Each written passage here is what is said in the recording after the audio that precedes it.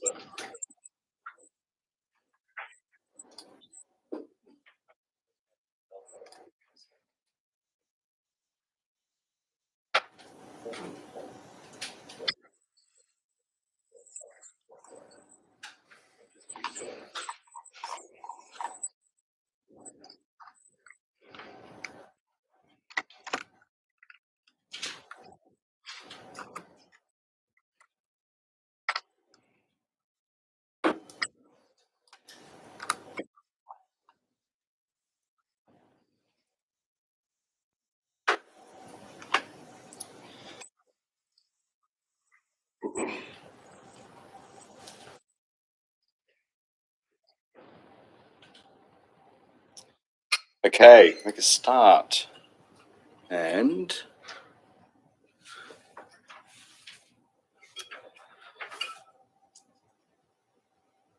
so, welcome to the last session. I really enjoyed putting together this week's PowerPoint and reading through this section again. I'm just going to begin with the disclaimer, as I always do. All this is still pretty new to me. One of the frustrating things about this section is the lack of concrete examples. So one of the things I'm going to attempt to do is fill out the different sections with some concrete examples. Remembering that those examples may in some way be misleading or get the point wrong, but I'm insisting on that Hegelian principle that our errors are the road to truth as I continue to fumble my way through this. So we now move on to the second part of reason, part B and part C. And we're going to start with part B, the actualization of rational self-consciousness through its own activity. So, in part A, reason found its attempts to try to determine some satisfactory knowledge of the world, founded because it didn't take into account the way in which its activity in developing that knowledge is in some way always historically and socially situated. And it's not possible to develop a knowledge that doesn't take that situatedness of the knowledge into account. In part B and part C, we still have reason. So it's still the consciousness finding itself in the world. But now, rather than trying to answer that question of what is the world, it's asking the question of how should I act in the world? But if I was going to sum up the point of this section in one sentence, it would be, just like in observing reason, these attempts to answer the question of how I should act in the world based purely on reason and ignoring, ultimately fail, because what they ignore is the importance of spirit, or what Hegel called ethical substance, the rich social, historical, cultural norms that manifest in particular societies in particular times.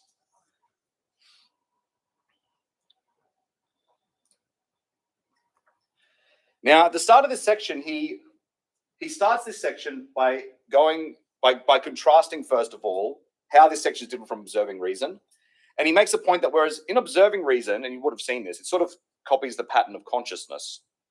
It sort of went from that sense certainty through to perception, and then into the force and understanding in the way that it was structured. So in the same way, this section B, is going to follow self-consciousness. So it's sort of going to go through this stage of having this part where it's just this desire, and in this case, it's going to be seeking after pleasure.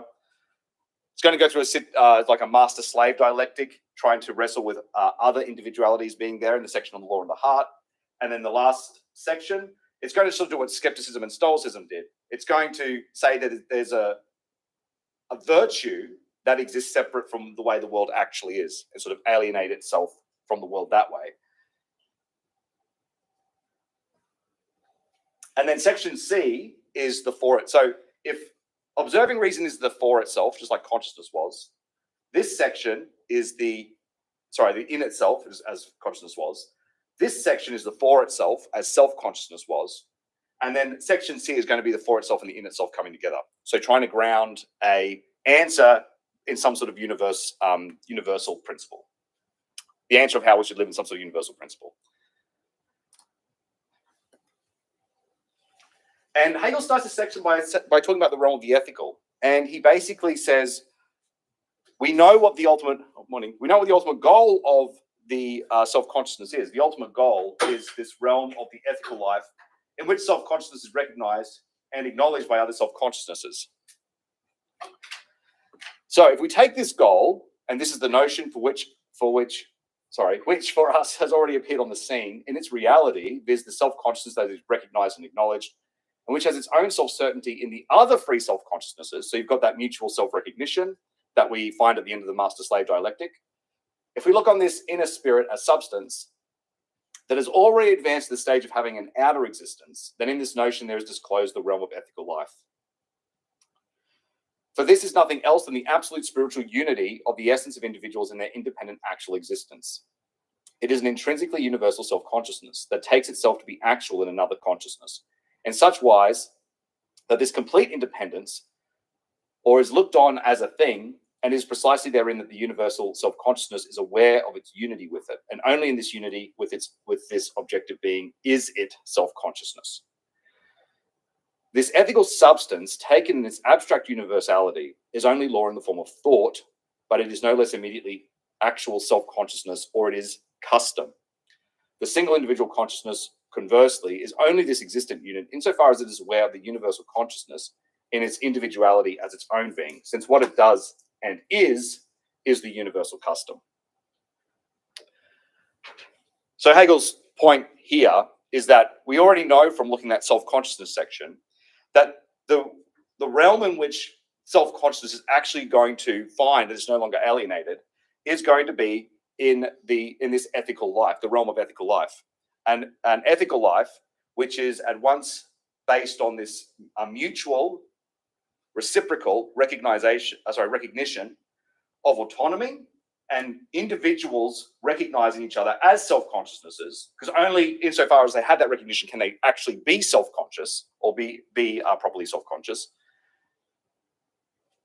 And affirming that, and then that turning into or manifesting as something like a shared practice, a shared way of being in the world, custom, ethical substance. This is the part where, for me, you can see, it's worth talking about like right Hegelianism and left Hegelianism. This whole point about the ultimate goal of self-consciousness, where it's ultimately going to no longer find itself alienated, is going to be in this space where at once the individual is recognized as self-consciousness with autonomy, but that freedom is realized in terms of the customs or the ethical substance of a particular community. It can't realize it on its own, which is sort of summed up in the principle of, that people can only be free if everyone is free. But if that's your ultimate goal, then the question automatically becomes, is that something that's going to happen on its own as spirit sort of works, as this principles of reason spirit works its way out through the world, which is like be the conservative point, or is it something that has to be brought about through revolutionary action? Is it like an absolute principle that has to be fought for, and that societies sort of fail to realize? And another way, and I think this conflict, I found this all the way through this section. In some places, Hegel seems to be suggesting that criticizing the ethical substance, criticizing the way that society is this individualistic instinct, which is ultimately deceptive. And that, of course, is the right Hegelian point. It's that there's a wisdom in the way that society functions and brings itself together And when you criticize that, you're alienating yourself from that substance in a way that's problematic. But the left-wing Hegelian, they're going to look at this at the same principle and say, if you have social practices that aren't involved in that mutual recognition, that falls short of that, what seems to me a very high bar of this, I don't know, some sort of pure mutual recognition, then it's inevitable that that society is going to fail in some way. It's like going to be caught up in a, it's going to have to work through that contradiction until it does resolve it, which, you know, that with the basic thesis of like Marxist dialectical materialism, right? I definitely don't. So that's something we could discuss later. I have no idea how to resolve those tensions. It's just in this section, I really felt myself torn between those two. In some parts, you read it and you go, "Oh, you're right. You shouldn't." You know, questioning society and not realizing that the reason why the ways in which these laws and customs come into place has its own reason, and you shouldn't criticize them. But on the other hand, also this implicit argument that runs through this book that society and self-consciousness to achieve a state where it's no longer alienated, it can only be achieved in this state where there's an ethical, there's some sort of realization at a community level that that freedom is important and that it has to be lived and realized. Okay.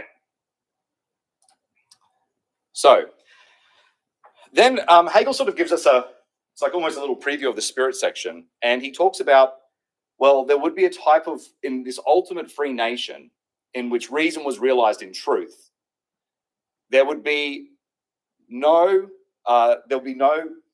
distinction between, I guess, the expressions of individuality and the expressions of the customs and laws of that nation. So in a free nation, therefore, reason is in truth realized. It is a present living spirit in which the individual not only finds his essential character, his universal and particular nature, expressed and present to him in the form of thinghood, but is himself this essence and also has realized that essential character. The wisest men of antiquity have therefore declared that wisdom and virtue consist in living in accordance with the custom of one's nation. And of course, that's Hegel sounding very conservative.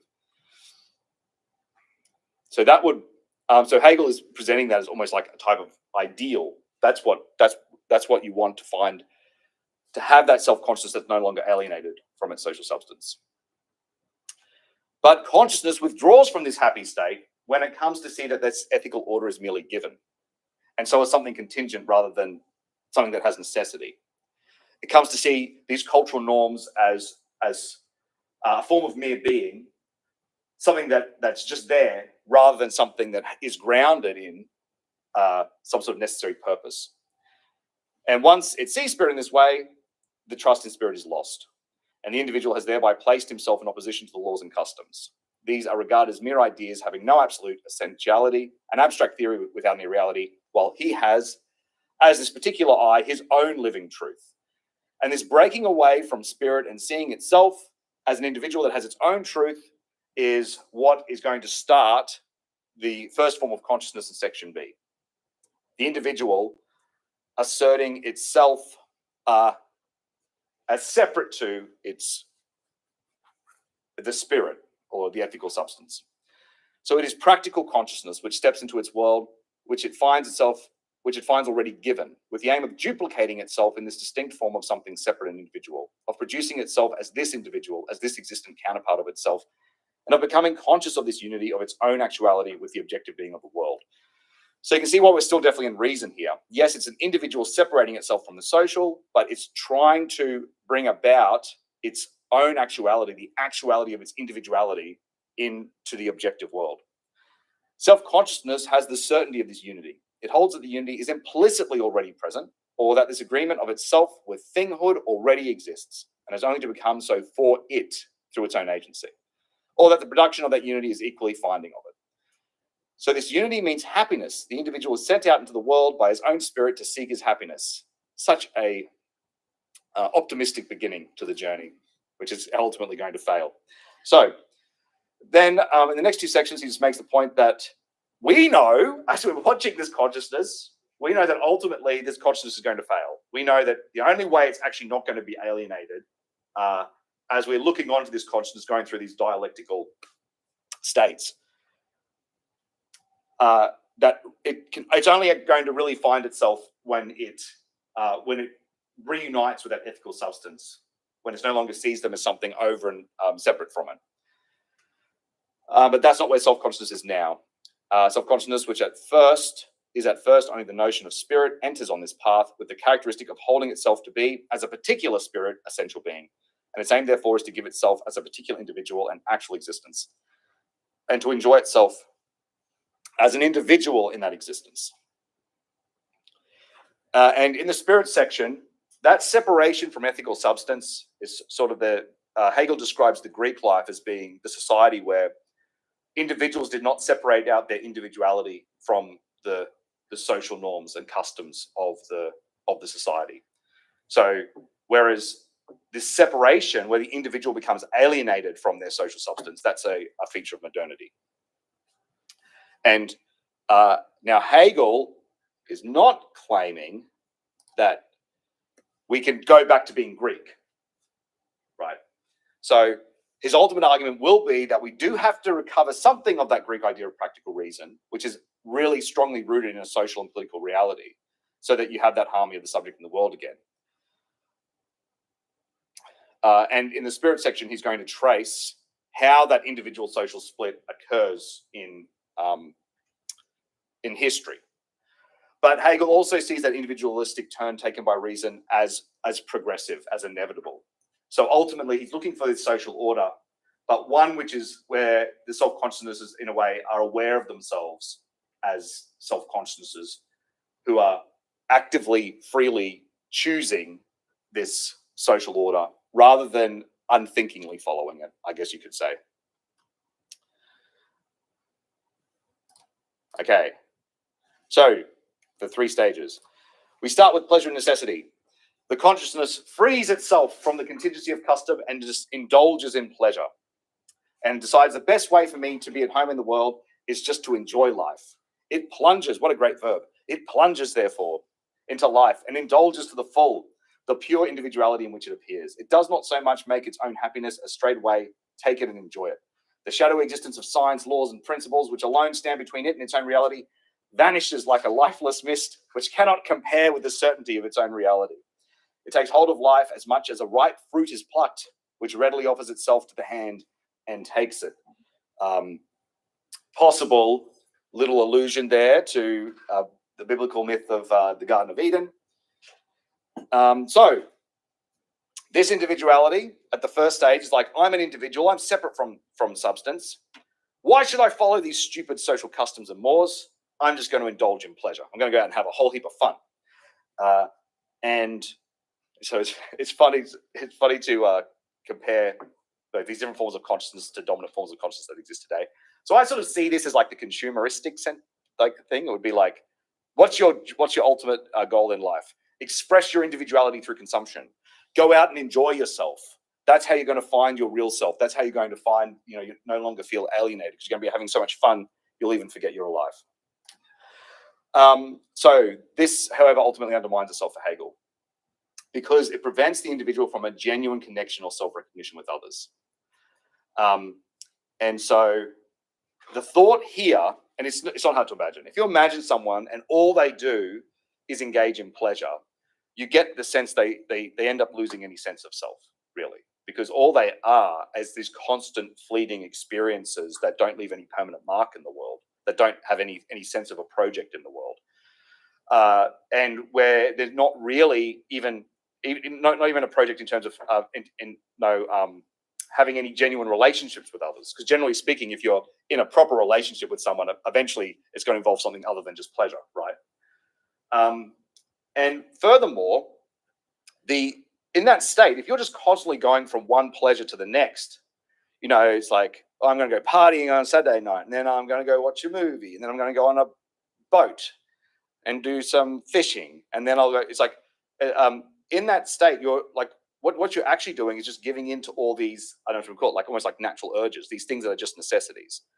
And so you're not setting yourself up as a separate consciousness over and against those necessities. You just almost just become one with the inane being of things. So rather than constituting the essence of the individual, pleasure seeking now appears as an alien constraint on his happiness, a kind of external necessity or fate which seems set to destroy him.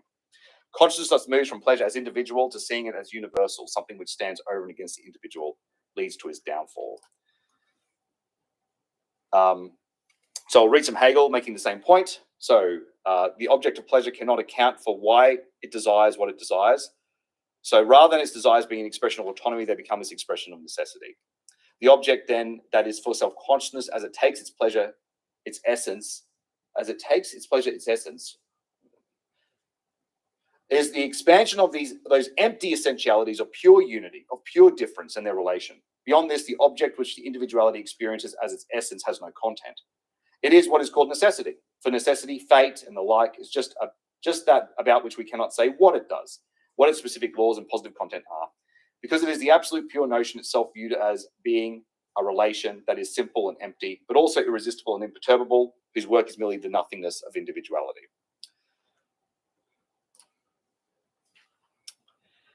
And as consciousness no longer feels in control of its own actions, it comes to experience those as something strange, alien, and mysterious. And so this dedication to pleasure ultimately smashes individuality to pieces, as that's Hegel's phrase. Consciousness, therefore, through its experience in which it should have found its truth, has really become a riddle to itself. The consequences of its deeds are for it, not the deeds themselves. What befalls it is for it, not the experience of what it is in itself.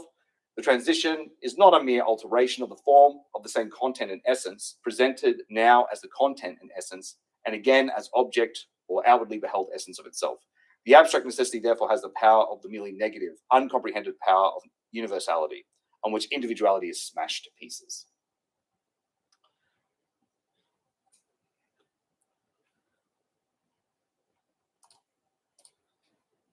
So that doesn't work out. It now moves on to the law of the heart and the frenzy of self-conceit. This is so realizing that it can't find its satisfaction just in seeking empty pleasure and asserting its individuality that way. It now moves away from just self-interested pleasure and takes on a more high-minded interest in the welfare of everyone.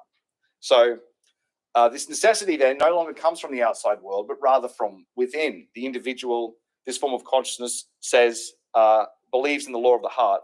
So it says something like, I know the truth, I know what's truly right, and I can use that, or if everyone just did what I believed was the case, the world would be a much better place. So this form of happiness holds that every individual ought to be able to find happiness, but they cannot because they've been subjected to arbitrary rules. And so this form of consciousness now believes that rationality and an ideal state can exist once they follow the law of the heart. And this is a criticism of contemporary writers at the time, like Shaftesbury and Hutcheson, who developed ethical theories based on benevolent feeling and sentiment. But I sort of read it as more like a criticism of the Disney film, Disney film motto, like follow your heart. Just follow your heart, and everything will be fine. If you look deep inside your heart, you'll see the truth, and that's what and that's where your authenticity is. I don't know where the word buttercup came from, but I don't think there's a Disney character called Buttercup. No, there isn't. Law of the heart. So, the law of the heart is a moral principle that's immediately obvious to the individual. So, in thinking of examples of the law of the heart, I think a good one and would be everyone should show compassion. Let's say that could be a law of the heart. Like, people don't care enough about other people. And if everyone just cared enough about other people, then the world would be a perfect place. That would be like a law of the heart. Or the other example I'll use is like if you're is like typical, say, the stereotypical idea of like the MAGA American. It'd be something like, if everyone just believed in Jesus and the Bible, the Bible and Jesus and America and guns, then everything will be perfect. Like there's these things that are just so obviously true to me. And if everyone was just to do what is just apparent and obvious, then the world would be a perfect place. So, yes. So in this section, what necessity truly is in self-consciousness, it is for this new form of self-consciousness in which it knows its own self to be the principle of necessity. It knows that it has the universal of law immediately within itself. And because the law is immediately present in the being for self of consciousness, it is called the law of the heart. This form takes itself to be quite individuality, essence like the previous form, but the new form is richer because its being for self has for it the character of necessity and universality. So this new one isn't just asserting a desire for pleasure. This is something that everyone should do. I'm worried about making society a better place. The law, therefore, which is immediately self-consciousness' own law, or a heart which, however, has within it a law, is the end which self-consciousness proceeds to realize. We have to see whether its realization corresponds to this notion, and whether in that realization it will find that this is its law, is its essential nature. So in other words, Hegel's basically saying, now let's see what happens with this idea of the law of the heart when it tries to act it out in the world.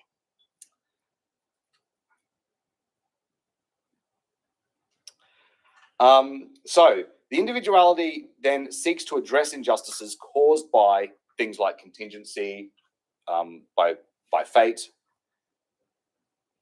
and the individual comes to define itself as this law of the heart. So the law of the heart comes to be almost like defines its individuality. So this individuality therefore directs its energies to getting rid of this necessity which contradicts the law of the heart and also suffering caused by it. And so it is no longer characterized by the levity of the previous form of self-consciousness, which only wanted this particular pleasure of the individual. On the contrary, it is the earnestness of a high purpose which seeks its pleasure in displaying the excellence of its own nature and in promoting the welfare of mankind. What it realizes is itself the law, and its pleasure is therefore at the same time the universal pleasure of all hearts. To it, the two are undivided. Its pleasure is what conforms to the law, and the realization of the law of the universal humanity procures for it its own particular pleasure. For within its own self, individuality and the necessary are immediately one. The law is the law of the heart. Individuality is not as yet dislodged from its seat, and the unity of both has been brought about by the mediating agency of individuality itself. Which has not been brought about by the mediating agency of individuality itself, has not yet been achieved by discipline. So the law of the heart at this stage sees no distinction between itself and what would be best for everyone. It sort of says that and its pleasure is now derived in the fact that it has the answer to what would promote the welfare of mankind, and it knows this and just wants everyone to follow this law of the heart so that the world could be a wonderful place. So rather than having this pleasure in just this pleasure just in the seeking of self-satisfaction, in indulgence in sensuous delights, it now indulges in, I don't know, like going about and saying, I understand. If only everyone has compassion, then the world would be wonderful. If only everyone felt the way that I did and realized this truth, then all problems would disappear. And it can enjoy moralizing and so on. I've already done that example. So the first problem with the law of the heart. So first, it attempts to turn its law into actual laws or to some form of universal form of law. But the law, no matter what it does, never matches its inner law. Once something becomes a universal law, as law, it is unfeeling and indifferent to individual hearts. So, to follow through the example, let's say I had this law of universal heart. Everyone should show everyone compassion. It gets turned to the compassion law. And the government passed the law. Everyone now has to show compassion. And at first I'm cheering for it. I'm going, yes, finally, the law of the heart's been achieved. It's now actual law. But then I'm really dissatisfied by that. It's just like, no. That's not the same as this. Like, that's just an empty law. It's like it's cold and unfeeling. But my law of the heart, that's real. That's like real compassion. So once something gets turned into this universal law, it becomes something unfeeling and indifferent. It just becomes this thing that everyone has to follow, and so it loses the sense of the realness that it has for the individual. So it carries out. So in this example, it carries out the law of the heart, turns it into law. It becomes a universal ordinance, and pleasure becomes a reality which absolutely conforms to law. But in this realization, the law has in fact escaped the individual. It directly becomes merely the relation which it was supposed to get rid of.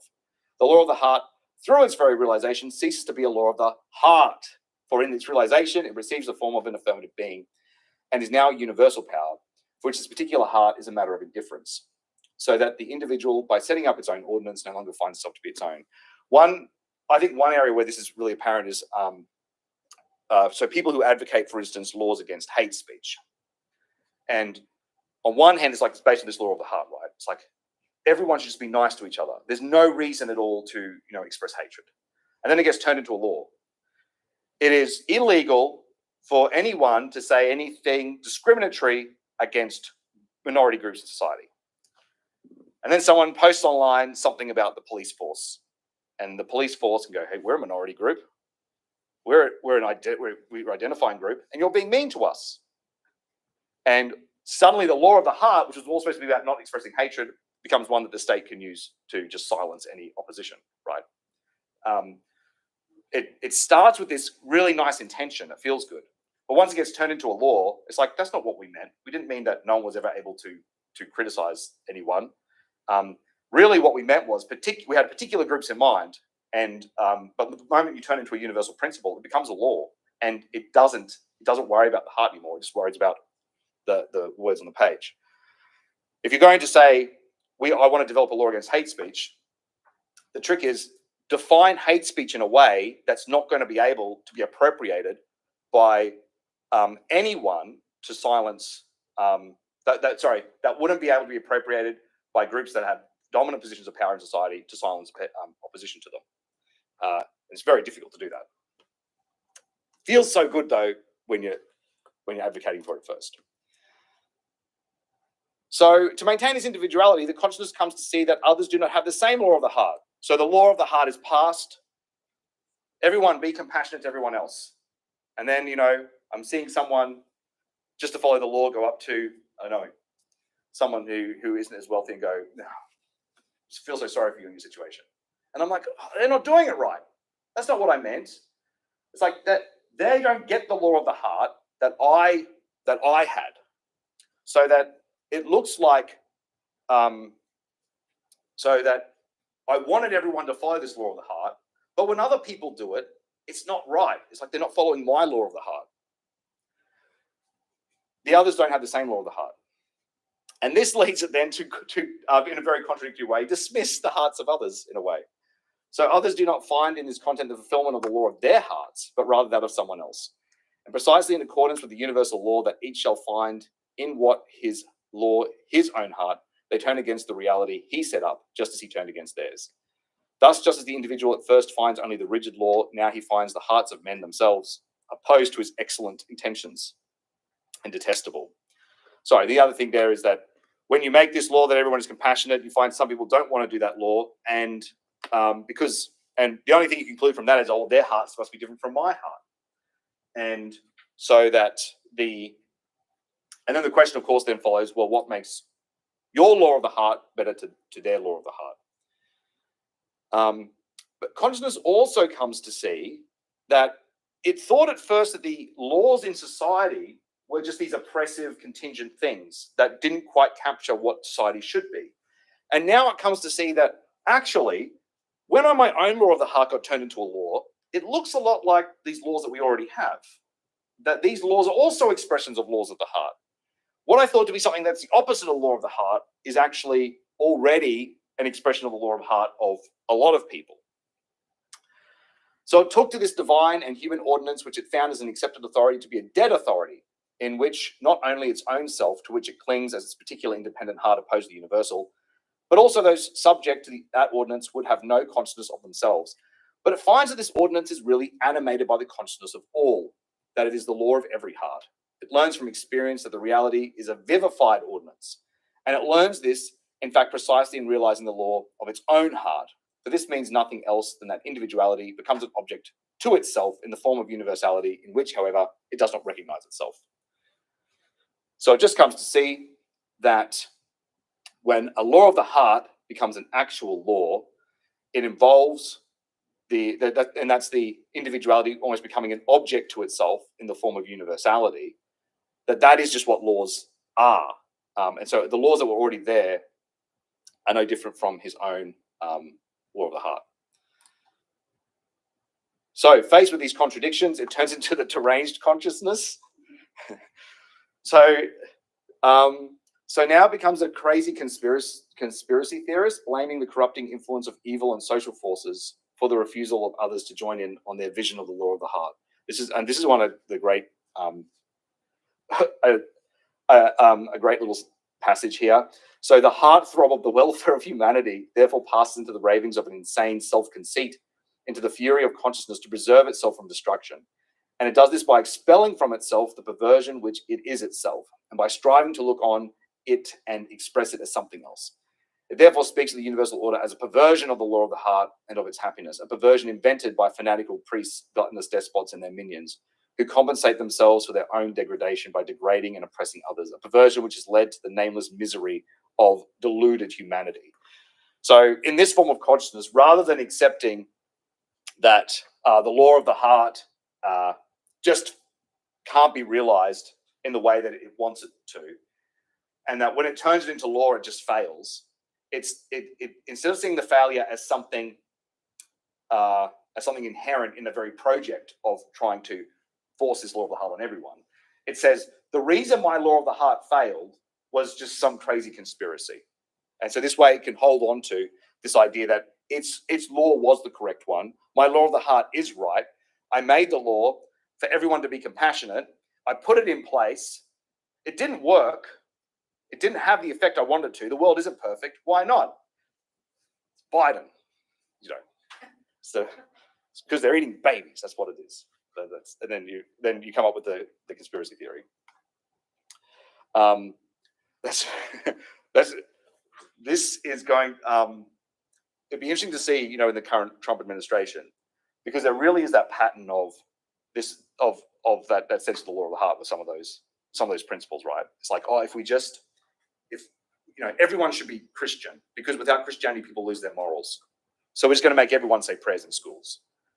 So they make a pass law. Everyone says prayers in schools. It's like it becomes a compulsory thing, but it just doesn't have the effect that one. It doesn't bring about that everyone has these morals. So then what do you do then? Well, then you go, well, man, the problem's not my law of the heart. I was right. The problem is there's something else out there. It's messing it up. So you're still able to keep the law of the heart. Now, eventually, then the laws become merely relativistic. There's a turn to cynicism from the derangement of the conspiracy theorists. It comes to see laws as merely relativistic. So contingent individual laws of the heart which compete for dominance. So it sort of gives up trying to, in this instance, would be trying to convert everyone to be compassionate or trying to convert everyone to Christianity, and just says, look, in the end, all you have in the world are just these competing laws of the heart and you can't adjudicate between them. So consciousness now abandons the stance of an idealistic reformer and adopts the stance of a realistic cynic. It comes to see the behavior of others as ruled by self-interest and calls this the way of the world. So what seems to be public order then is this universal state of war in which each wrests what he can for himself, it executes justice on the individuality of others and establishes his own, which is equally nullified through the action of the others. It is the way of the world, the show of an unchanging course that is only meant to be a universality, and whose content is rather the senseless play of establishing and nullifying individualities. So now, rather than seeing that there would be some principle that you could unite everyone, it just comes to see that all there are all these different laws of the hearts, all competing for dominance, and that's just the way of the world.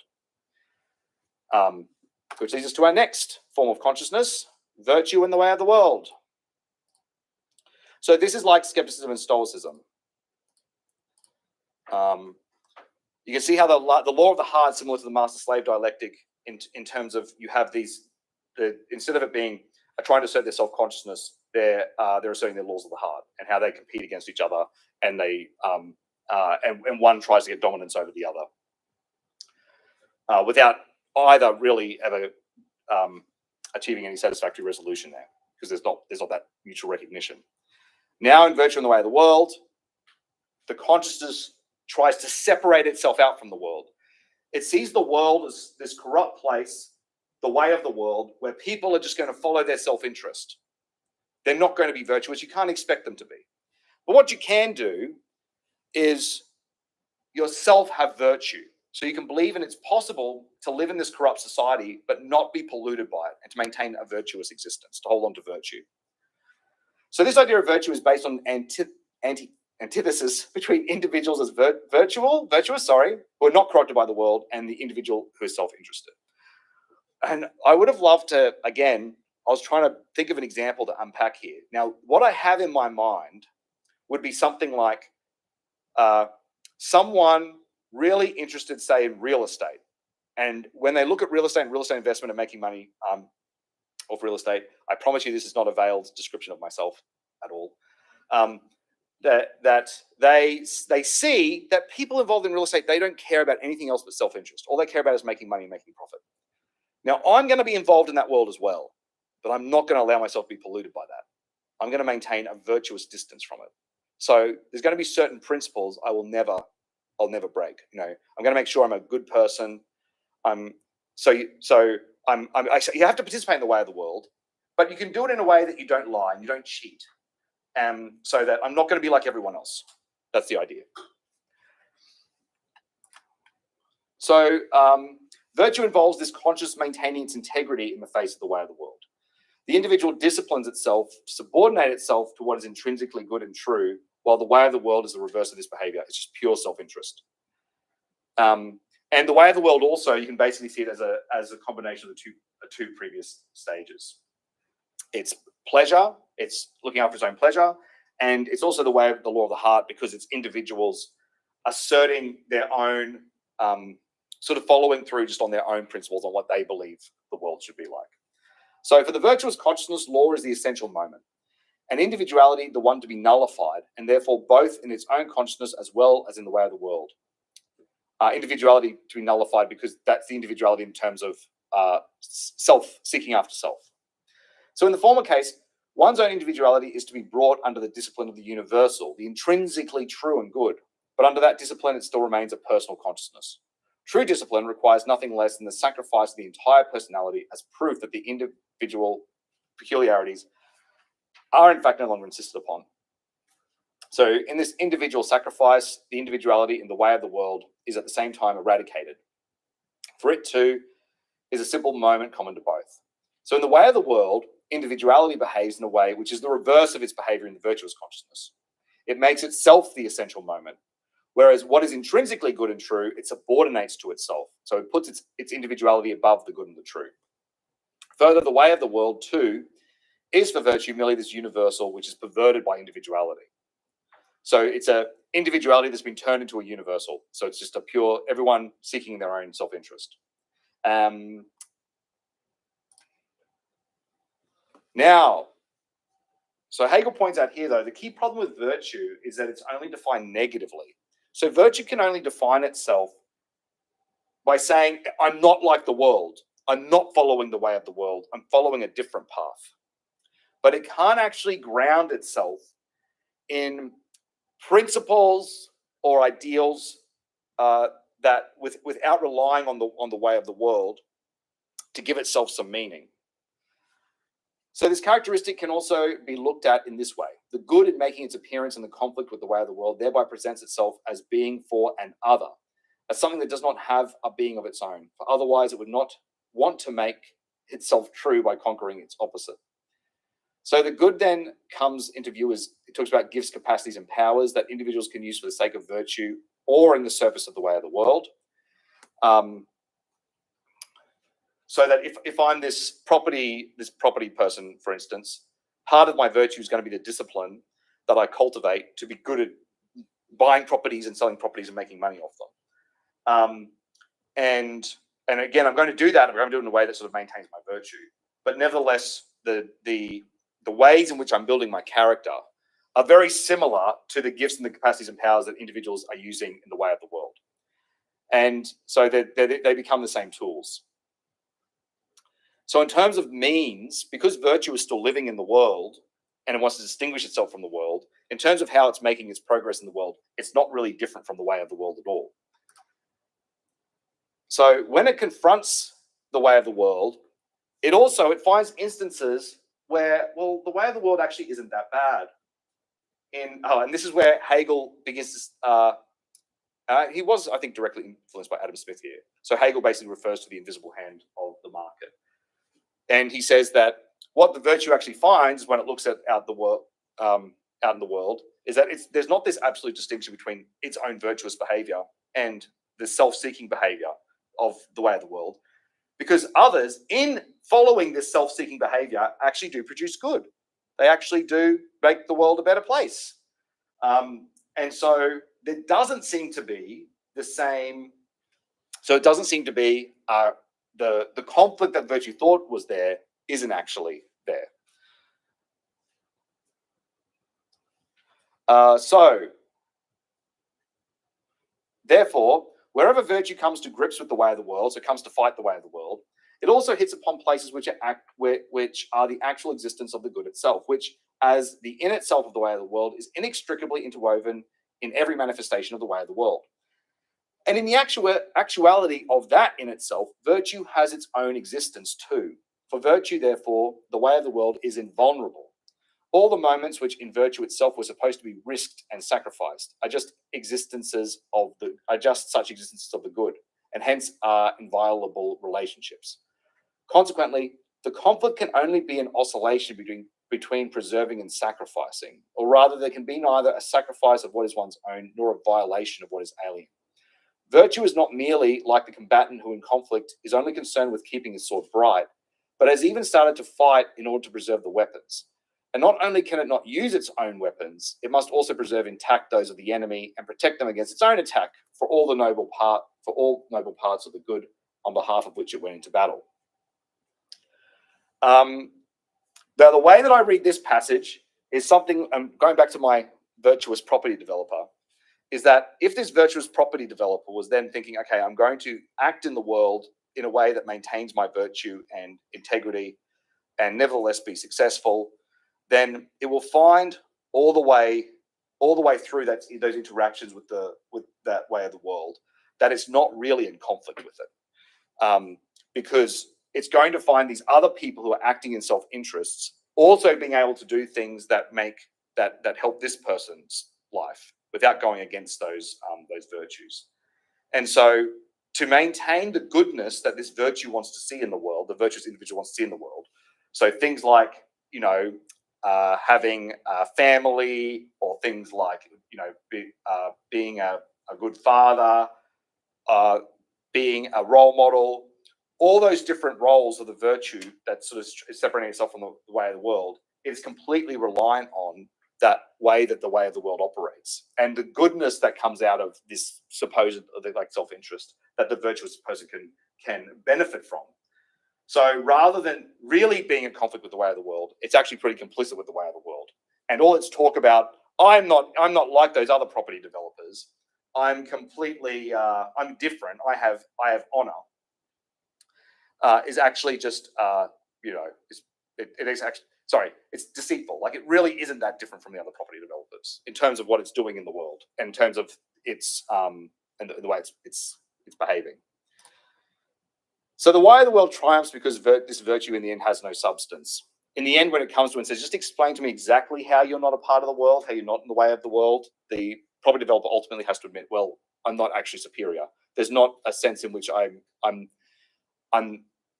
not, my virtue, which I thought made me so different from this other, the corruption in the world, actually doesn't mean I can't function in that world at all. In fact, it's almost like the opposite's the case. It allows me, I function very well in the world. I'm very successful in the world. So, thus the way of the world triumphs over what, in opposition to it, constitutes virtue, triumphs over that which is the senseless abstraction of essence. However, it does not triumph over something real, but over the creation of distinctions that are no distinctions. It glories in this pompous talk about doing what is best for humanity, about the oppression of humanity, about making sacrifices for the sake of the good, and the misuse of gifts.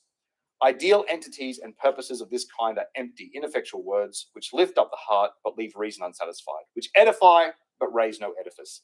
Declamations which specifically declare merely this: that the individual who professes to act for such noble ends and who deals in such fine phrases is in his own eyes an excellent creature, a puffing up which inflates him with a sense of importance in his own eyes and in the eyes of others, whereas he is, in fact, inflated with his own conceit. That's pretty clear. There's a lot of fun passages in this section.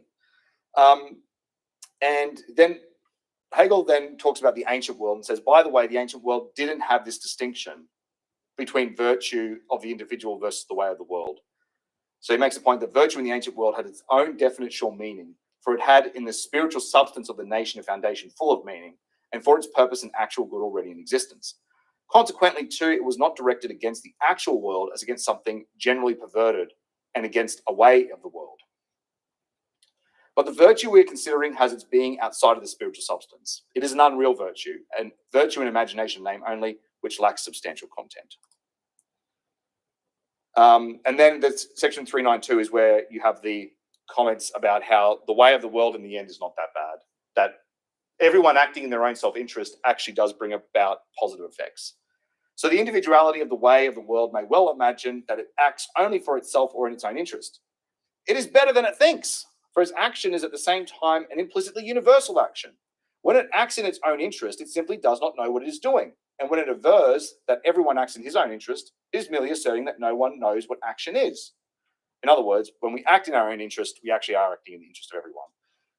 When it acts for itself, it simply gives reality to what, to begin with, exists only in itself. The purpose of its being for self, which it imagines is opposed to what virtue is in itself, its shallow cunning, as also its fine-spun explanations which know how to demonstrate the presence of self-interest in every action, all these have vanished, just as the purpose of virtue that exists only in itself, along with its rhetoric, have vanished. So Hegel seems to agree there with the principle of Adam Smith that, and the idea of the invisible hand of the market. Everyone working in their self-interest does actually have, that when we act towards our own self-interest, we actually do benefit others. So there isn't a contradiction between self-interest and a common good, which virtue assumed there was. And we'll take a 10-minute break now and come back at 11:03. I'm just going to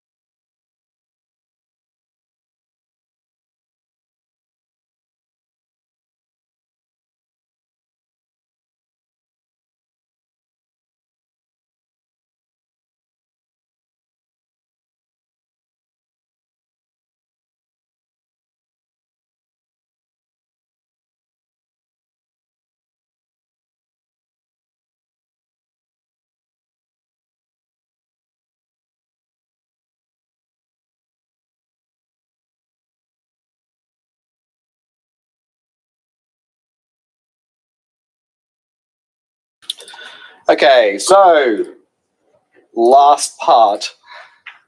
So the next stage, so consciousness no longer, after the part with virtue in the way of the world, it no longer sees the way of the world as something that's going to be alien to it. So it no longer sees the world as something that it's going to be in conflict with. It now is in harmony with the individual and allows them to fill their needs cooperatively with others. So it identifies with an external world to realize themselves in work and activity. So there's now an interfusion of being in itself and being for itself, of the universal in the individual. So in so doing, consciousness has cast away all opposition and every condition affecting its action. It starts afresh from itself and is occupied not with an other, but with itself. Since individuality is in its own self-actuality, the material of its efforts and the aim of action lie in the action itself. Action has therefore the appearance of the movement of a circle, which expands freely within itself in a void, which unimpeded now expands, now contracts, and is perfectly content to operate in and with its own self. So the element in which individuality sets forth its shape has a significance solely of putting on the shape of individuality. It is the daylight in which consciousness wants to display itself. Action alters nothing and opposes nothing. It is the pure form of a transition from a state of not being seen to one of being seen. And the content which is brought out into daylight and displayed is nothing else but what this action already is in itself. It is implicit. This is its form as a unity in thought, and it is actual. This is the form as an existent unity. So in this first stage of part C, where the consciousness is going to try to bring about a union of the for itself and the in itself, so that what it is what the world is. It acts in such, it tries to realize itself as both a for itself and in itself through its own actions. So through its actions, it will express the individuality so that what is implicit in the form of that individuality is also made explicit in the form of an existent unity, something that is out in the world.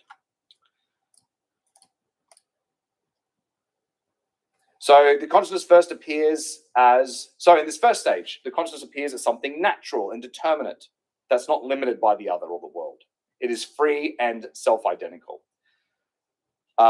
So the consciousness here has an implicit being as something which makes them an individual, which in a sense is just given to them by nature.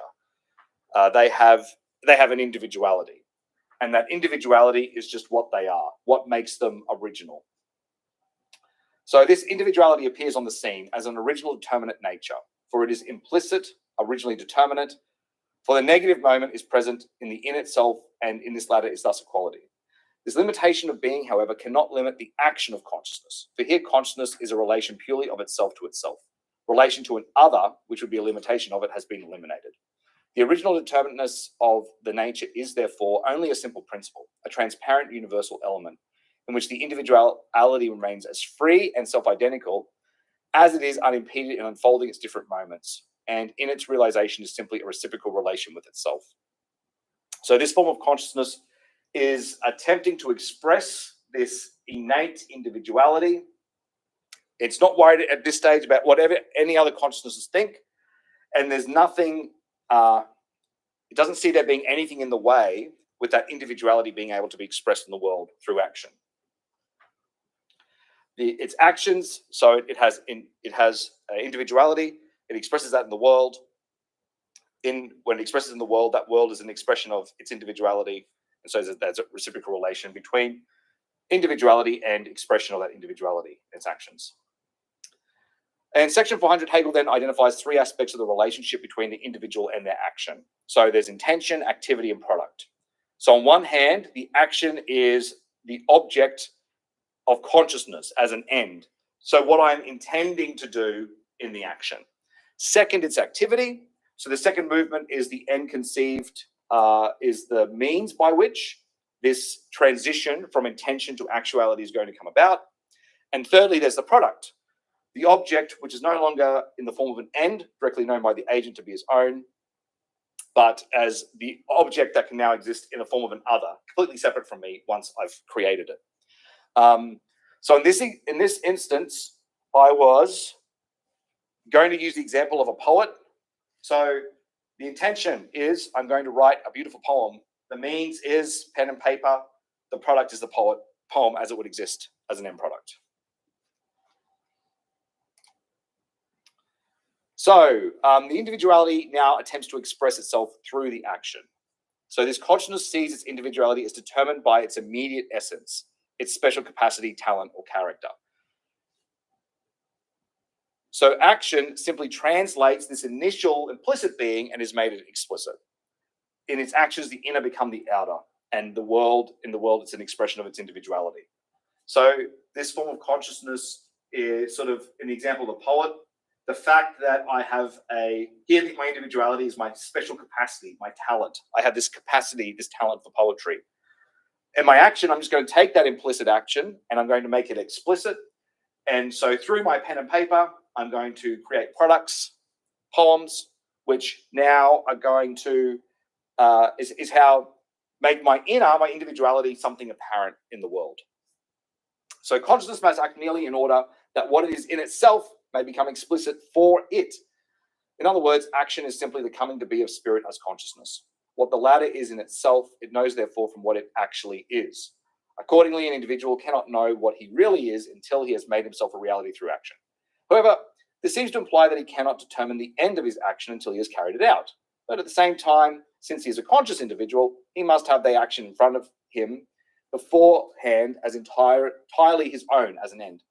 The individual who is going to act seems therefore to find himself in a circle in which each moment already presupposes the other, and thus he seems unable to find a beginning, because he only gets to know his original nature, which must be his end, from the deed, while in order to act, he must have the end beforehand. So there just seems to be a constant dialectical tension there between intention and action. I know individuality, and action. I know who I am as an individual because of what I do in the world. What I do in the world, in turn, determines my individuality.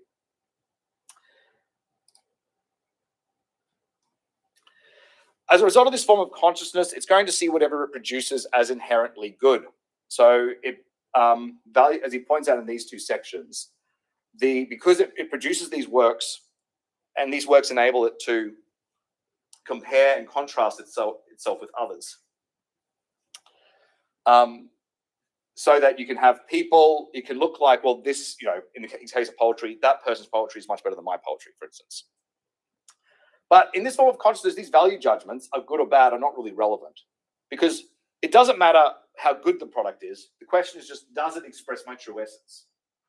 So it doesn't make sense to talk about whether something is really good or bad, because what matters is that it's an action that is expressing the activity of the individual.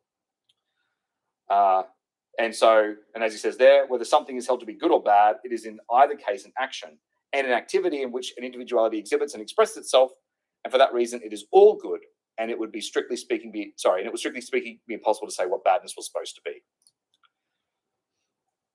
So then 404. So therefore, for this consciousness, feelings of exaltation or lamentation or repentance are altogether out of place. For all that sort of thing stems from a mind which imagines a content and an in itself which are different from the original nature of the individual and the actual carrying out of it in the real world. Whatever it is that the individual does, and whatever happens to him, that he has done himself, that he is that himself. He can have only the consciousness of the simple transference of himself from the night of possibility into the daylight of the present, from the abstract in itself into the significance of actual being, and can have only the certainty that what happens to him in the latter is nothing else but what lay dormant in the former. It is true that the consciousness of this unity is likewise a comparison, but what is compared is merely an illusory appearance of an antithesis, an appearance of the form which, for self-conscious reason, that is aware that individuality in its own self is reality, is nothing more than an illusory show. The individual, therefore, knowing that in his actual world he can find nothing else but its unity with himself, or only the certainty of himself and the truth of the world, can experience only joy in himself. So this stage, the consciousness sounds like it's having a lot of fun. It's doing well. But then it becomes aware that this ability to express itself and find joy in the way it's actualizing itself in the world fails, and it fails due to contingencies. First, it comes to realize that the products that it produces can be viewed by other individuals in a way that's different from their own. So that the product becomes an alien reality to other individuals, and they may even want to destroy it or get rid of it because it goes against their own products. The product also is perishable, which means the product can't always affirm the individual because it isn't permanent, and the individual is, or not completely permanent, but something that may persist after the product has gone, and the other way works as well. The product may stay behind while the individuality is actually has disappeared. And so he talks about the three aspects in relation to individuality and work come to be seen as problematic. So he comes back to intention, means, and product, and says contingency enters at each of these levels to frustrate the capacity for individuality to express itself through these products. So in regards to intention, I may do works that just do not express my individuality. So I may do things all the time that actually aren't part of my individuality. And the example there is if I'm a poet and you come across me doing the dishes, that activity of me doing the dishes isn't really caught. I don't want you to read that as me doing something in the world that's really meaningful. So there's just times where the activity that I'm doing are just not an expression of any sort of intention on my part to express my individuality. I may choose a means that do not adequately express my purpose, or the example of poetry would be I may just not have access to means. So I may want to be a poet, but I don't have access to pen and paper. And then there's the product. Reality just may not be amenable to the product. So I may be a great poet and I'm producing poetry that's well ahead of my time, but in that particular time, people hate my poetry because it's just not accepted. So there's a contingency at the level of product, which means that it frustrates my ability to express my individuality that way. So in response to the idea that the reality of those works isn't always going to be successful in expressing the individuality, the consciousness accepts that there's always a gap between the two. And it accepts that works fail, but actually insists that this failure nevertheless reveals a unity of individuality and expression.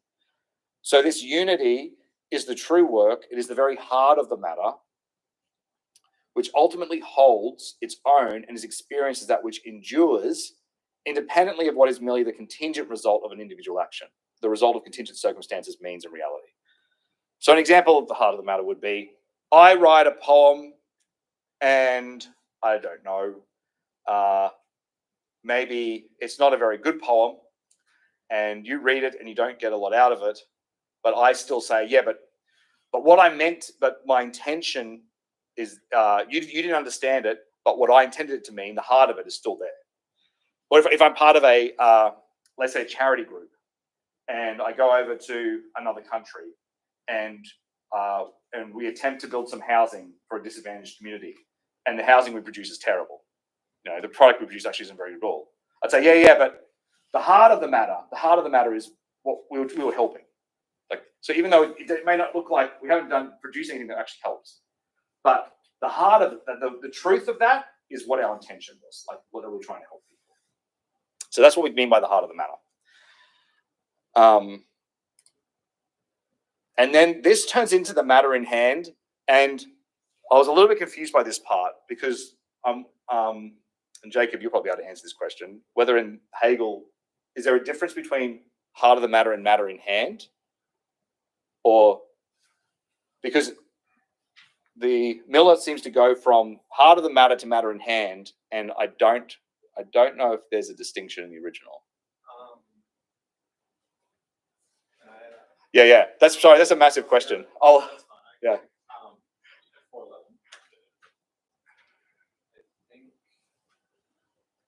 And the first one was 409. So in 409, that's the expression die there. East. Yeah, he uses heart of the matter there, and then in the next one, yeah, it's the same. Right. So for some reason, Miller switches it from heart of the matter to matter in hand, but actually it's interesting, they seem to be the same in the original text. I don't know why he does that. So the interfusion of individuality and objectivity has itself become objective. So self-consciousness has come into possession of its true notion, or has attained to a consciousness of its substance. But the matter at hand, as it appeals to something other than the works themselves and something behind them, it can actually be anything. And it's actually indifferent to the object itself. So to appear honest then, consciousness are going to present themselves as only being concerned with the matter in hand. So a consciousness so that it's not, so it's looking almost like genuine. It's going, the way that Hegel expresses it, it's going to busy itself with the matter in hand of bringing about its individuality into the world, and it's going to want to appear that way to others. But the problem with the matter in hand, is the matter in hand. And when I was typing this, I couldn't write matter at hand, so it's matter in hand. It is, isn't it? Yes, matter in hand. So, but the matter in hand relies on the individual self-description.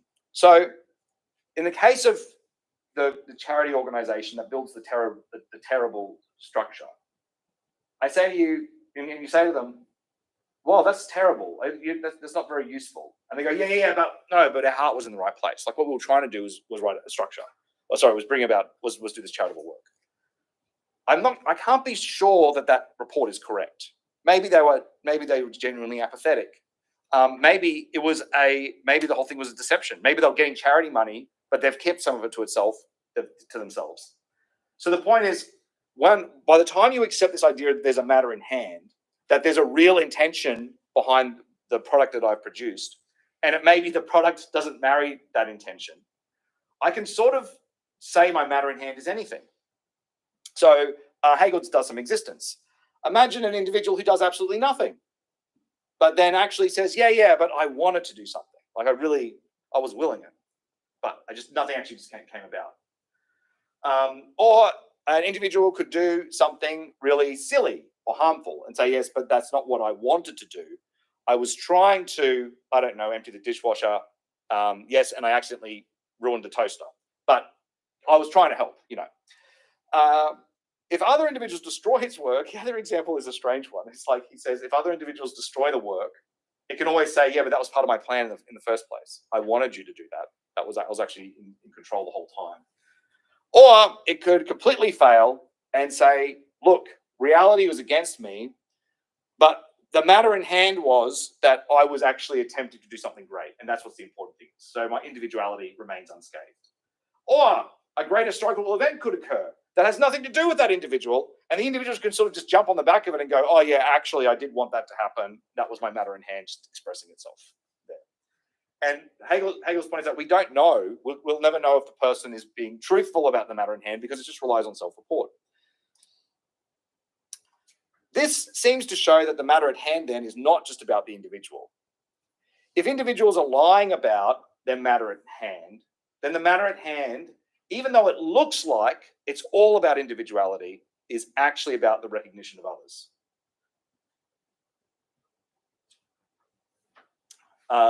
So in fact, although the matter at hand is supposed to be my activity, it's supposed to be this expression of my unique individuality.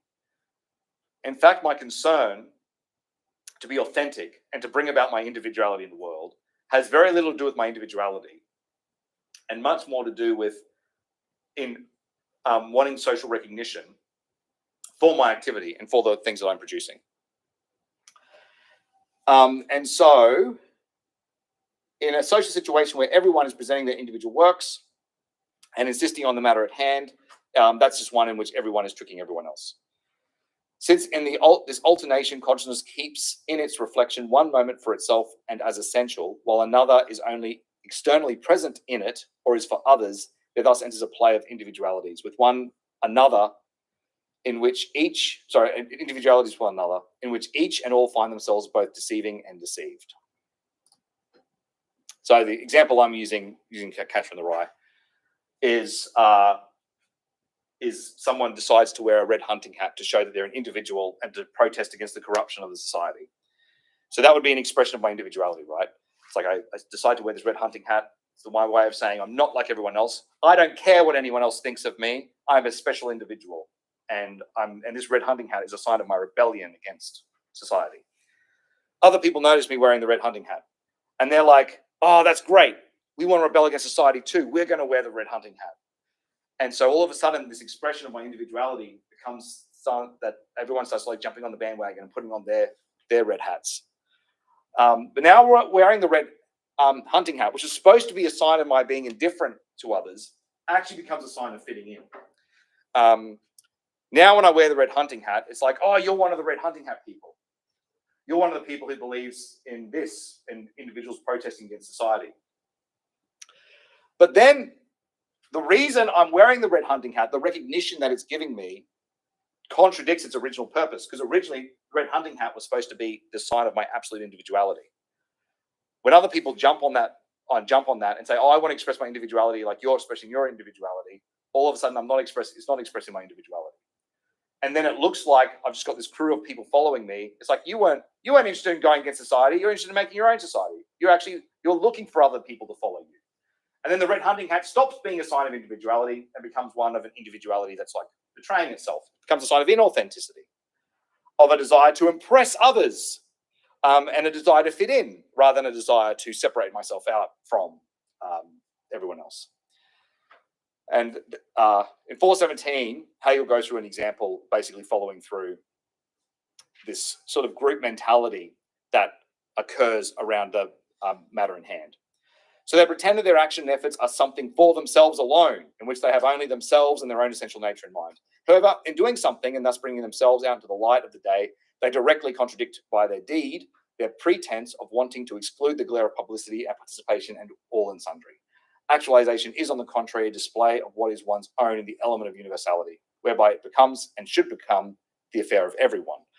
Or the other example would be a poet, take the original thing of poetry. I hide myself away and I write this poetry about how I'm an individual and no one understands me and my unique vision of the world and so on.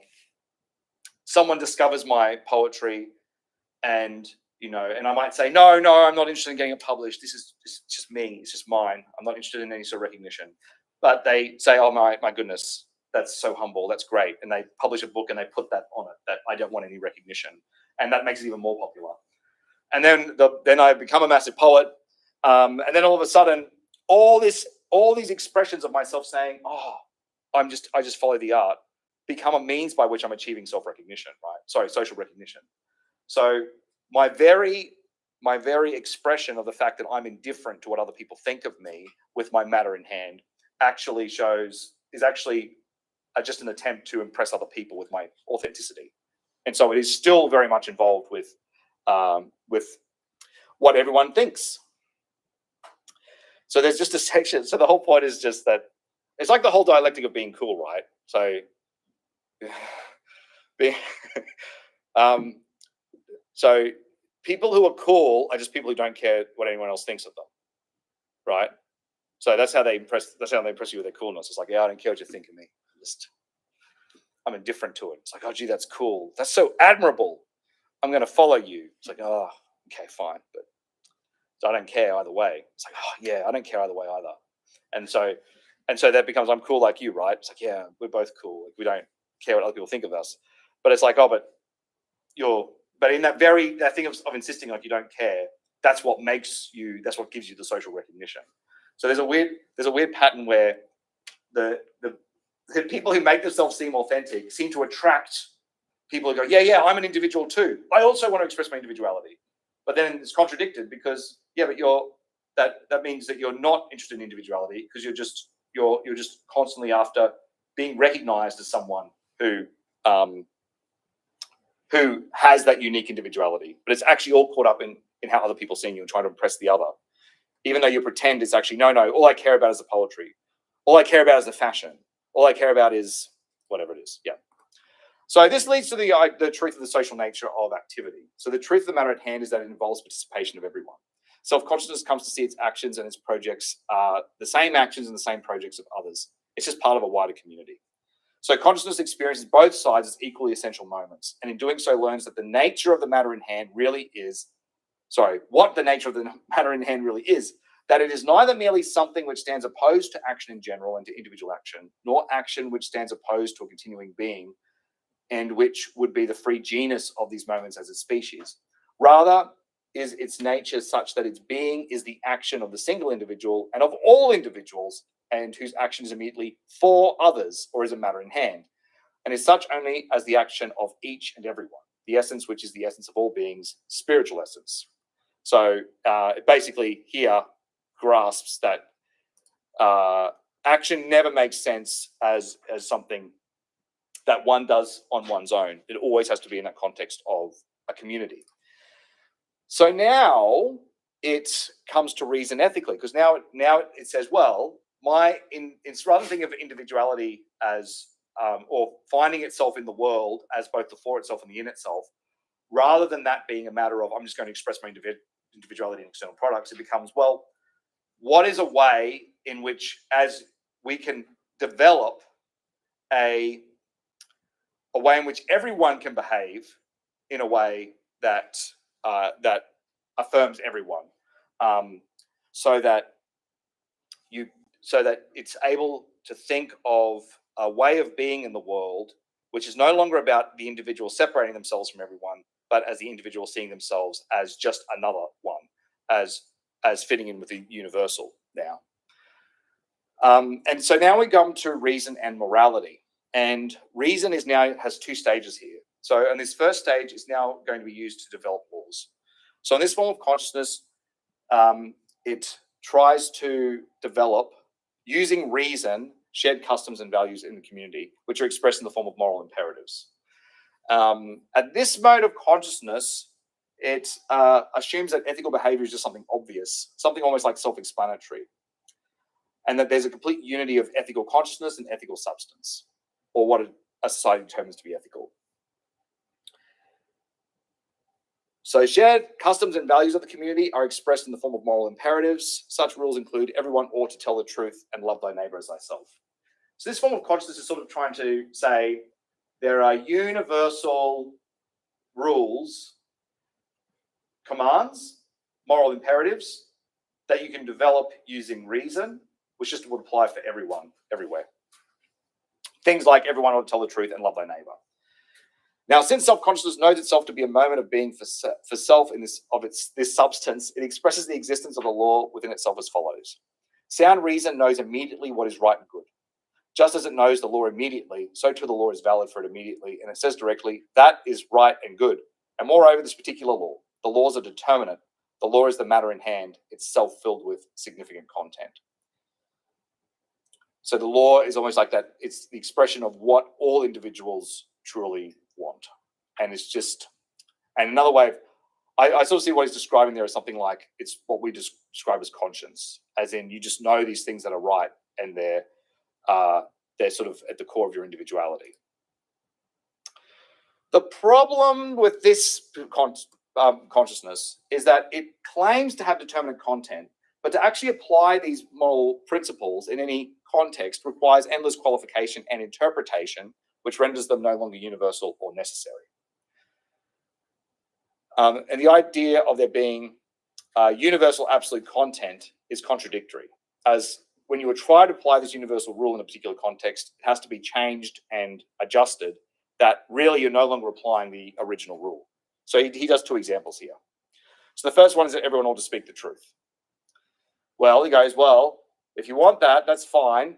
But if everyone ought to speak the truth, first the person has to know the truth.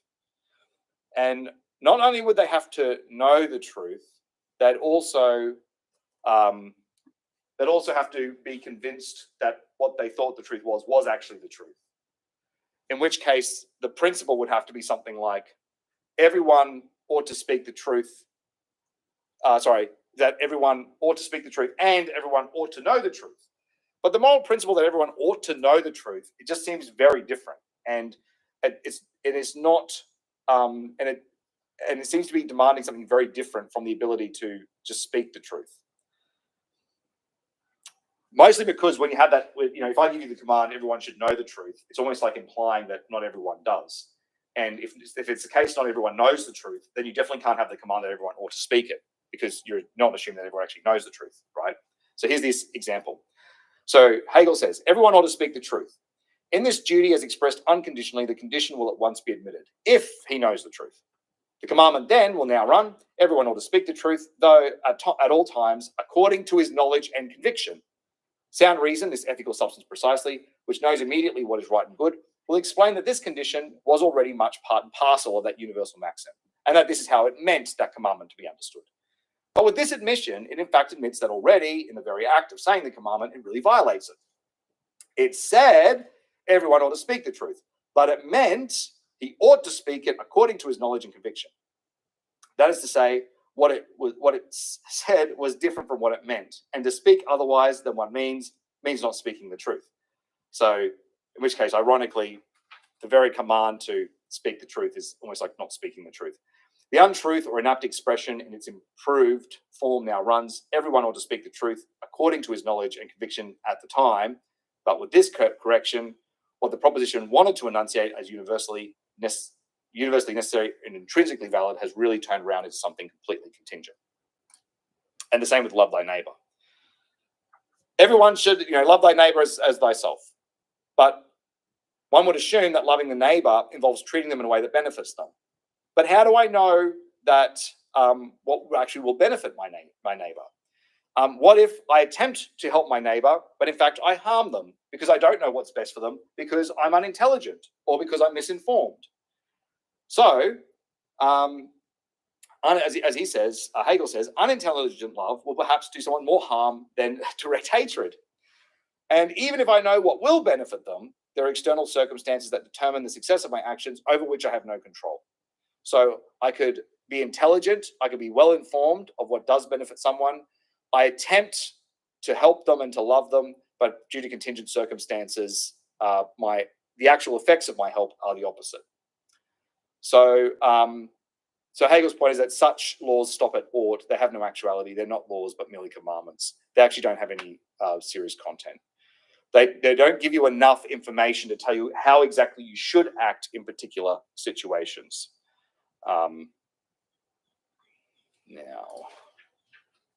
So having seen that it cannot generate moral laws using reason, consciousness now transitions to using reason to test the legitimacy of moral law. And this is his criticism of Kantian morality now. So all that's left now for the making of a law is the mere form of universality, or in fact, the tautology of consciousness which stands over against the content and the knowledge, not of an existing or a real content, but only of the essence or self-identity of a content. The ethical nature, therefore, is not itself simply as such a content, but only a standard for deciding whether a content is capable of being a law or not, whether it is or is not self-contradictory. So reason stops trying to be a giver of laws and is reduced to something that merely examines them critically. And this moves us to our last section. So reason is testing laws.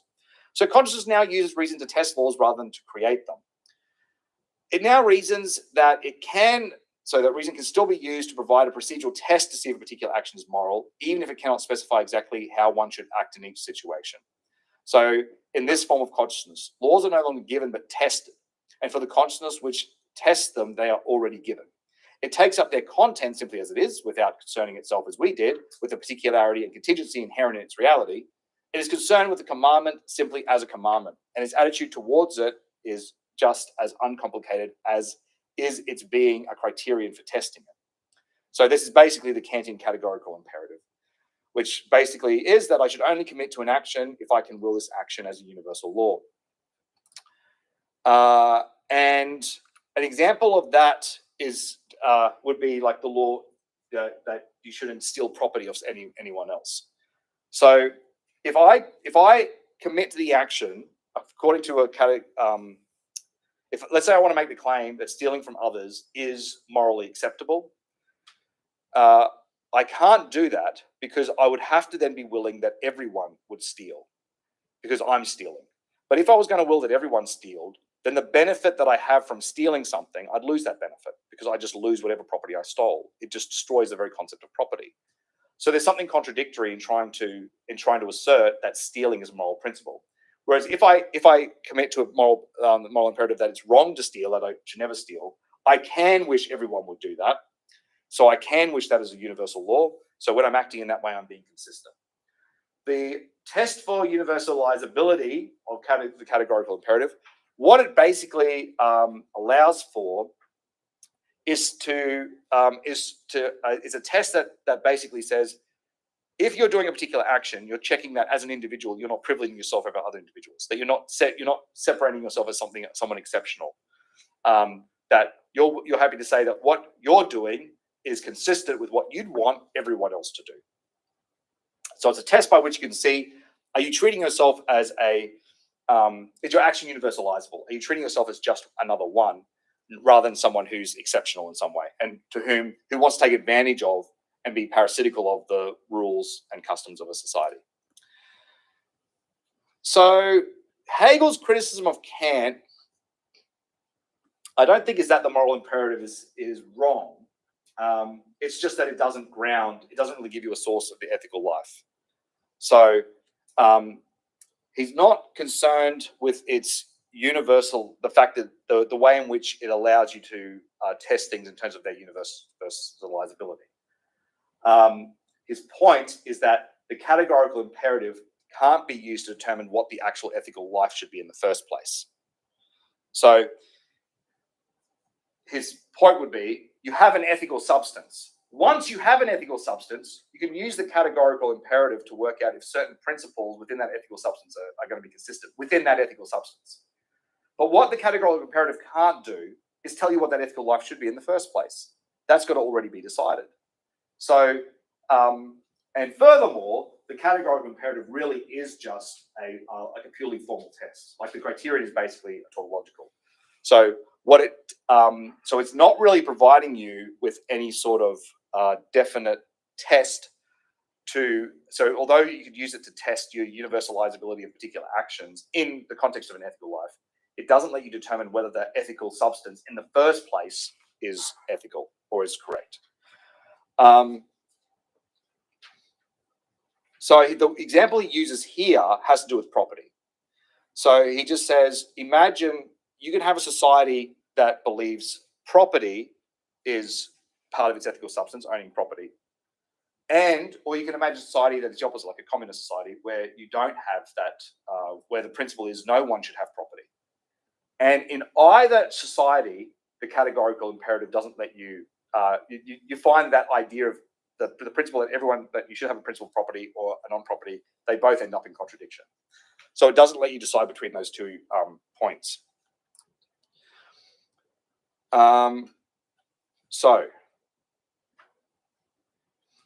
So in 430, Hegel imagines a society that does not value property.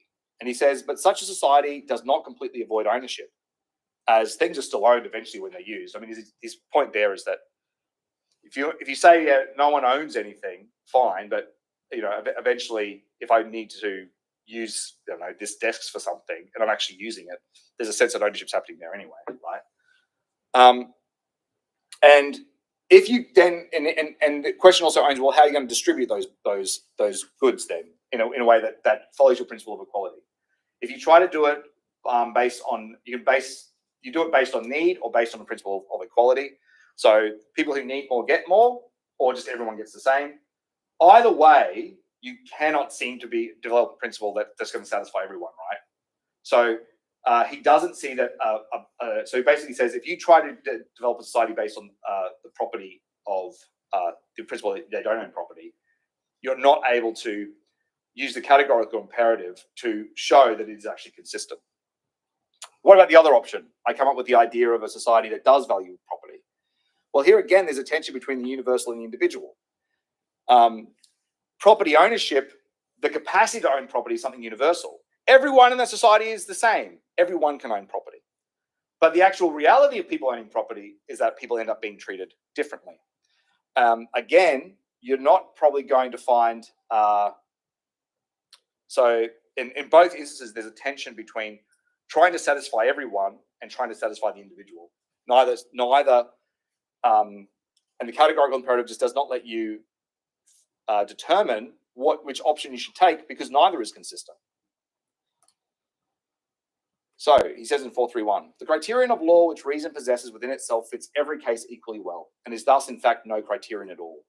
It would be strange too if tautology, the maxim of contradiction, which is admitted to be only a formal criterion for the cognition of theoretical truth, something which is quite indifferent to truth or falsehood, were supposed to be more than this for the cognition of practical truth.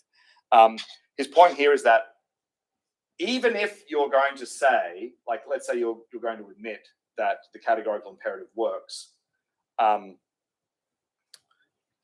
you're going to say, okay, I accept that in trying to steal, I'm acting in some way that's contradictory.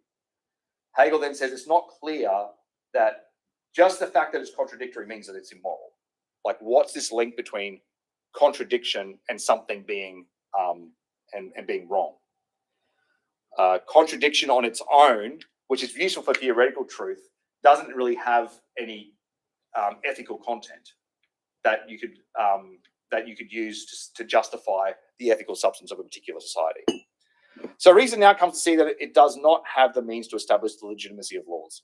So on both these moments are a negative relation to substance or real spiritual being, or we may say that in them substance does not yet possess its reality, but rather that consciousness contains them still in the form of its own immediacy, and that substance is at first only a willing and knowing by this particular individual, or the ought to be of an unreal commandment and a knowledge of formal universality.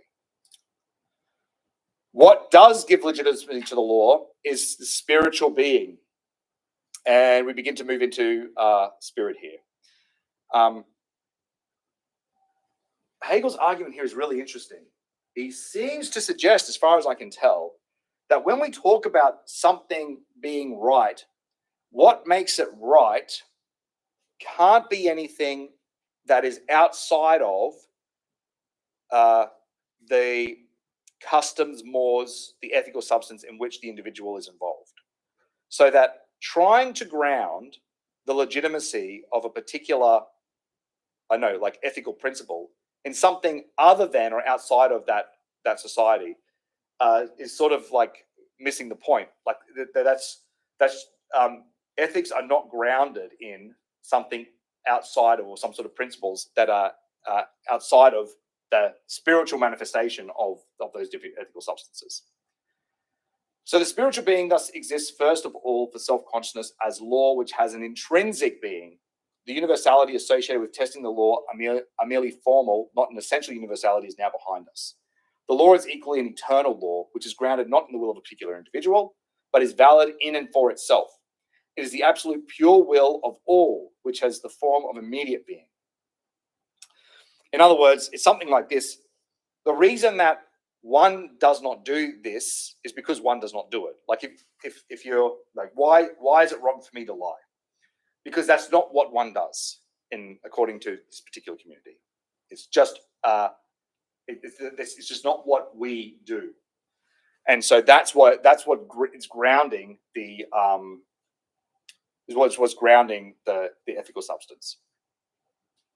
Also, it's not a commandment, which only ought to be. It is, and it is valid. It is the universal I of the category, the I which is immediately a reality, and the world is only this reality. But since this existent law is valid unconditionally, the obedience of self-consciousness is not the serving of a master whose commands were arbitrary and in which it would not recognize itself. On the contrary, laws are the thoughts of its own absolute consciousness, thoughts which are immediately its own. And again, you find here that in a spiritual, at that level of spirit, the consciousness is not alienated from those laws. It sees those laws as also an expression of its own of its own individuality.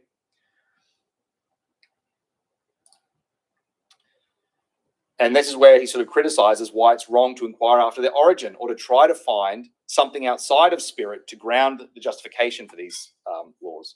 So if I inquire after their origin and confine them to the point whence they arose, then I have transcended them. And for now it is I who am the universal, and they are the conditioned and limited.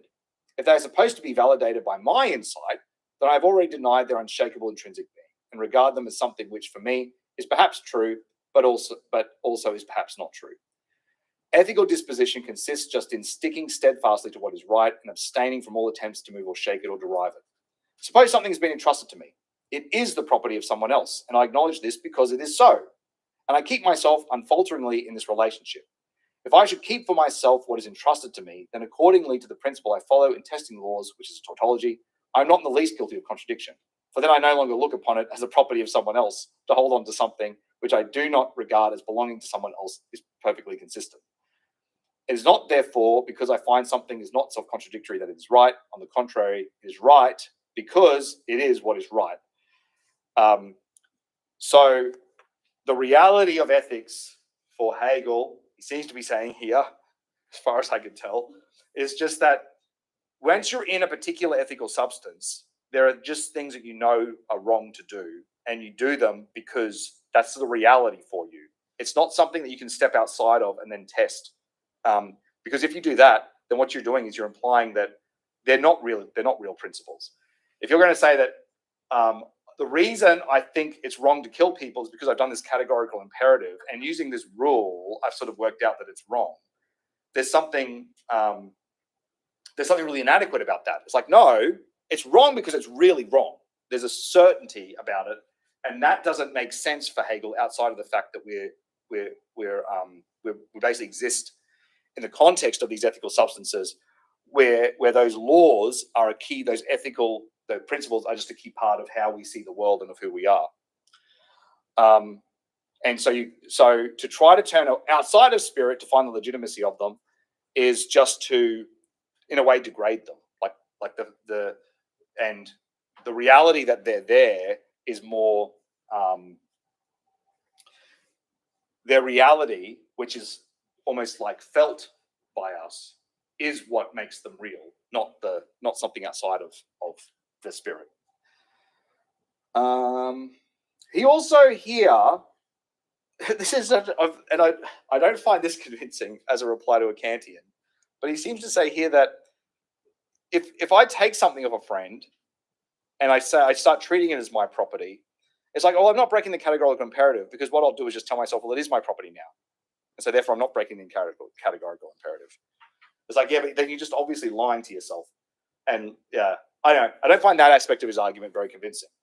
Other than I guess what Hegel is, unless Hegel's point is something like, if you're seriously going to say the categorical imperative is what I can use to determine the legitimacy of certain actions, people can still use the categorical imperative, but just in ways that are dishonest. So that, again, relying on some sort of formal test to work out to guide police or behavior is not going to have the effect that you're after. So then you have the turn to spirit. So the consciousness of reason runs into contradiction when it attempts to develop or evaluate ethical norms in isolation from particular communities. Ethical commandments are not something abstract that are founded in reason, but they're actually present in ethical substance, in the mode of everyday lives, in spirit. And this is a quote from Stewart that sums it up nicely. Ethics is not something to be debated among philosophers or something to be evaluated abstractly. Instead, it is something to be found in actuality among a community of individuals with their laws, institutions, customs, and mores in the realms of spirit. And it's a point that makes you question, what's the whole point of ethical philosophy? If Hegel seems to be saying that it would be wrong to see ethical philosophy as something we can turn to tell us how we should live our lives, because the answers to those questions are already a part of something that's already always being formed in particular communities. Now, I don't think that means that ethical philosophy can't help you be more aware or evaluate or those laws and so on. The point would be that the authority, the thing in ethics that makes you feel this is what is right, that's not going to come from philosophy. Like in the end, you don't say, I'm really sure that this is right, I'm going to follow through on this, you can't make me budge from this because I've done this categorical imperative test and it's based on this. Why? Because I really think contradictions are wrong. So it doesn't. There's something else happening there for Hegel that helps describe the reality of what we mean by acting ethically. So this is where we've come from so far. In the consciousness section, we cannot think the objective without the subjective. That was the second week, sorry. In self-consciousness, we learned that we cannot think the subject without intersubjectivity. In reason, what we learn ultimately is that we cannot think the truth about what is there or how we should act in the world without taking into account how our efforts of knowing and acting are always mediated and grounded in social, historical, and cultural factors, or that reality. And of course, Hegel's word for the way in which individuals are related to that, the substance of a community, the way that spirit, that subject and substance go together, is spirit. That's where the two come together. And that will be the next stage of our journey, which will happen later in the year. And that is it. Well done, everybody. We did it.